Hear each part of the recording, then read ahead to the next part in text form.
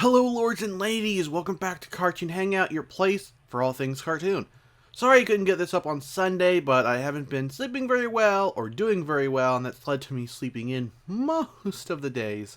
Still, I hope maybe next week I can start delivering the reviews on Sunday like you guys and gals have requested over on Twitter. We're 19 episodes in to Miraculous Ladybug, and we've seen an assortment of different villains ranging from amazing to mediocre.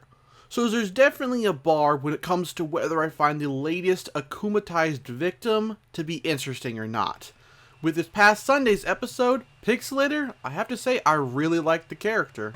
Look into the lens. I liked his personality, his gimmick with him pixelizing his victims, and even though his motivations weren't entirely exciting or unique, within the show it ended up standing out from the other akumatized victims, at least a little bit. See, everyone Hawkmoth transforms is going through something, whether they've been hurt or experiencing negative emotions in general. But I feel like with Vincent, he was more of a bad person than some of the others in the past. Yes, you could argue that Kim is a bad person, but I mean outside of the usual schoolyard bully trope.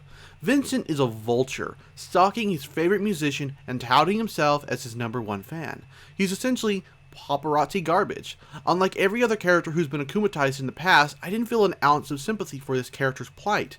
And while in some stories that would be a telltale sign of bad storytelling, I think it works for Vincent. He doesn't need for us to feel sorry for him. Vincent is clearly an over-obsessed fan, and that gets him taken advantage of, turning him into an even deadlier villain. I want to immortalize you, Jagged. I'll be your one and only fan. You will belong to me for eternity. Now, look into the lens. My only nitpick about the Pixelator was how his powers worked. They felt vaguely defined. Throughout the episode, I wasn't completely sure if he needed people to clearly look into the camera for him to pixelize him or not. Then there's the matter of him partially pixelizing Ladybug's arm, then later her leg. Her body parts are clearly still there, but she can't feel them anymore or use objects. I think the closest explanation I can come up with on my own is that the writers felt that cutting off her arm and leg and teleporting them into the pixel world, as I've dubbed it, would be a little too mature for this cartoon.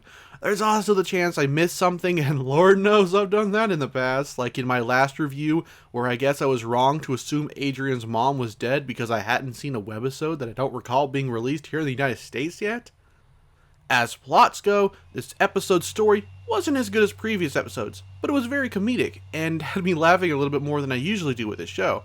That's not me saying the show is unfunny, but there was just a lot of little funny moments, from Marinette being a gopher, to Adrian being trapped in the pixel world with Chloe, and then again as Cat Noir, that really amused me.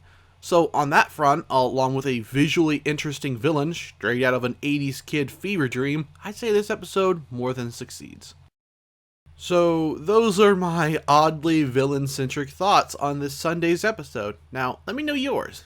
That's what the comment section is for, after all. And you thought it was just for asking me bizarre, random, unrelated questions. Silly you.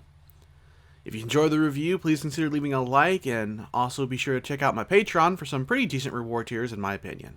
Thanks for watching. Take care.